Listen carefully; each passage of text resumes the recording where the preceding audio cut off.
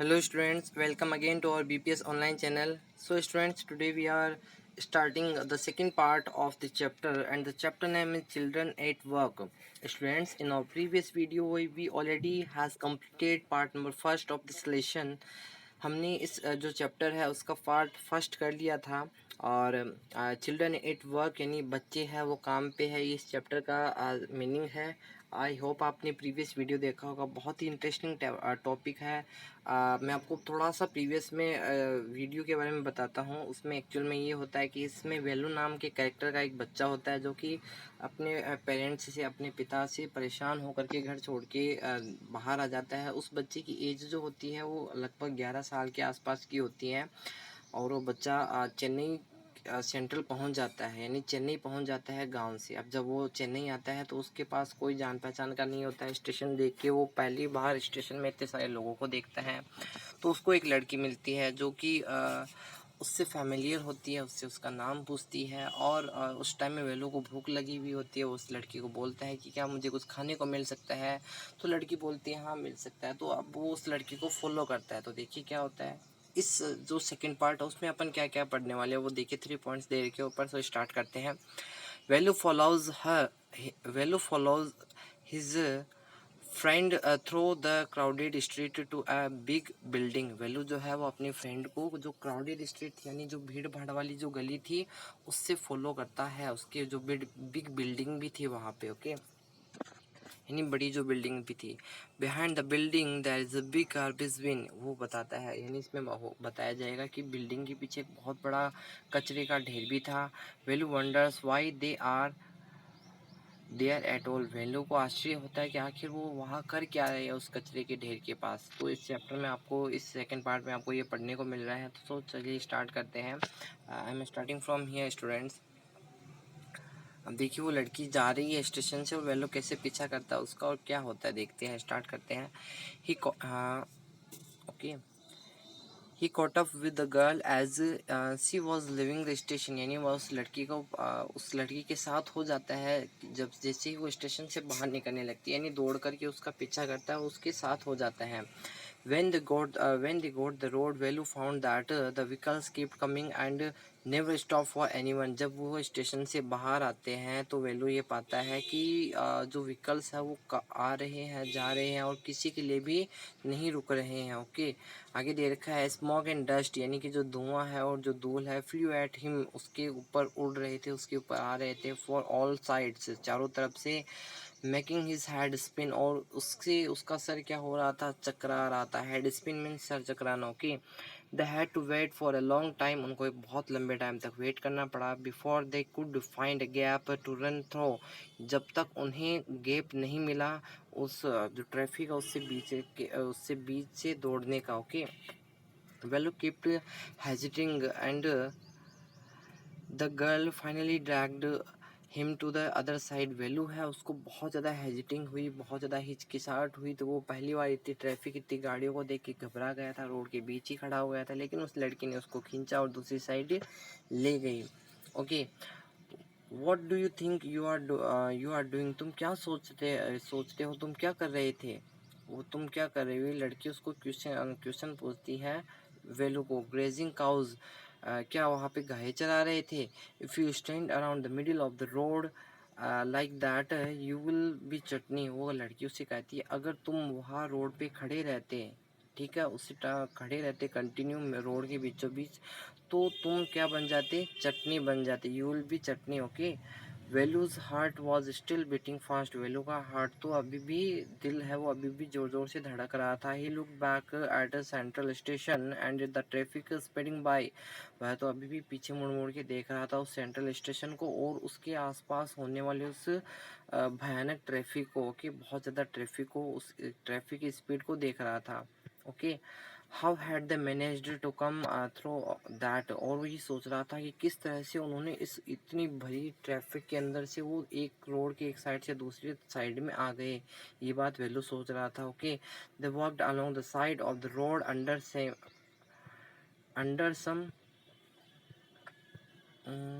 Huge sign boards, यानी कि इसमें बताया गया है कि वो चलने लगी रोड के साइड से, जहाँ पे रोड के कॉर्नर पे चलने लगे जहाँ पे ह्यूज साइन बोर्ड मीन्स होता है जो बड़े बड़े जो बोर्ड लगे हुए होते हैं वो थे, उनके नीचे की साइड से वो चलने लगे। वैल्यू लुक्ड अप, वैल्यू ऊपर देखता है, द पिक्चर्स देखता है ऑन साइन बोर्ड पे लगी हुई। अब उनमें क्या क्या था, बनियंस थी, कार के टायर्स थे, पेन्स थे, a woman holding a box, यानी कि एक वुमन थी जो जिसने बॉक्स ले रखा था। वेलू इन सब चीज़ों को देख रहा था। बट आगे देखिए क्या होता है, the writing was all in English, जो उस बोर्ड पे राइटिंग लिखी हुई थी वो सारी इंग्लिश में थी। So he did not know what it means, तो उसको पता नहीं था कि इनका मीनिंग क्या है, लिखा हुआ क्या, उसको ये चीज़ पता ही नहीं थी वेलू को।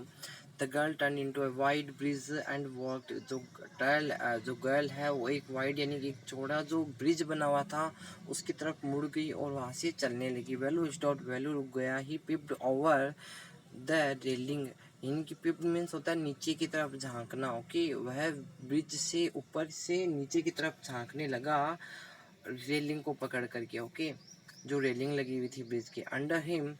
आगे, the road run into the city, जो रोड है वो सिटी की तरफ जाती थी। In the distance he could see a huge building and towers and more roads, और कुछ ही दूरी पे उसने देखी और भी बहुत सारी बिल्डिंगे, टावर्स देखे उसने, और भी ज़्यादा रोड्स उसने देखी। ओके, बहुत सारी सड़कें वगैरह उसने देखी उस ब्रिज से।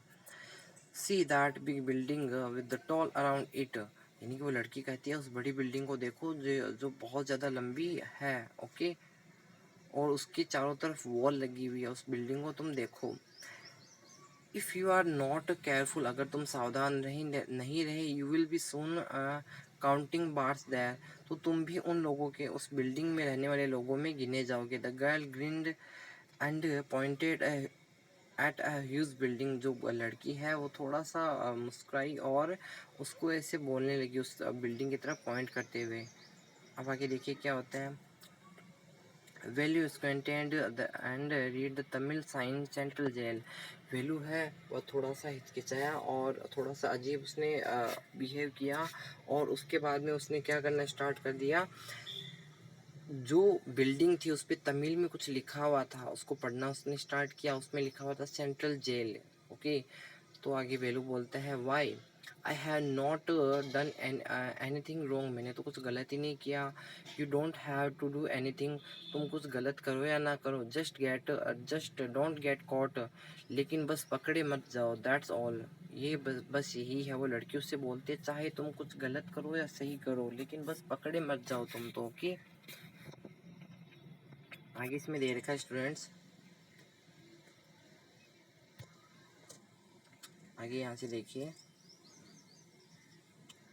व्हाट डज सी मीन, उसका मीनिंग क्या है। वैल्यू वंडर्ड, वैल्यू को बड़ा ही आश्चर्य हुआ। Mean while the girl was already heading on the bridge with the sake of her on her shoulder. Okay, तो जो लड़की है यानी इसी दौरान जो लड़की है उसने ब्रिज को पार कर लिया था और उसकी जो कंधे पे जो बोरी है वो रखी हुई थी। Okay, what was in it, उस बोरी में क्या है, ये वेलू सोच रहे हैं। Okay, he had seen her putting plastic cups into at the station, लेकिन वेलू ने उस लड़की को प्लास्टिक के कप्स है वो उसको उसमें डालते हुए देखा था। Okay, what are you carrying in the that bag, तुम इस बैग में क्या रख रही हो, क्या डाल रही हो। ओके, थिंग्स बॉटल्स पेपर, चीज़ें bottles paper. Velu wondered what she was doing with them, Velu को आश्चर्य हुआ कि वो उससे करेगी क्या इन सब चीज़ों से। But he felt shy to ask any more questions, लेकिन अब उसको और ज़्यादा क्वेश्चन उससे पूछने में शर्म आ रही थी कि भाई मैं और इसके बारे में उससे क्या क्वेश्चंस पूछूं, इसलिए उसने नहीं पूछे। It was still morning but the sun blasted down on the tar and Velu's were feet burned, यानी कि अभी तक क्या थी, मॉर्निंग थी और जो सन है उसकी ब्लास्टेड मीन्स होता है सूरज की रोशनी बहुत ज़्यादा तेज़ थी उस टाइम के अंदर, और जो टार का मतलब होता है जो डामर वाली रोड होती है वो तो आपको पता होगा जलने लग जाती है सूरज की तेज़ धूप की वजह से। और वेलू के पैर कैसे थे, बैर थे, मतलब वेलू ने कोई चप्पल वगैरह कुछ भी नहीं पहन रखी थी और उसकी वजह से उसके पैर उस रोड पे जल रहे थे। It was not like walking on a mud road, Velu के लिए उतना आसान नहीं था जितना वो मिट्टी वाली रोड पे चलता था। Okay, he was shocked with a sweet. Okay, वह जो पसीने से पूरा क्या हो चुका था, लथपथ हो चुका था, यानी कि उसके पूरा जो है पसीना हो चुका था, बॉडी पे पसीने से वो पूरी तरह से भर चुका था।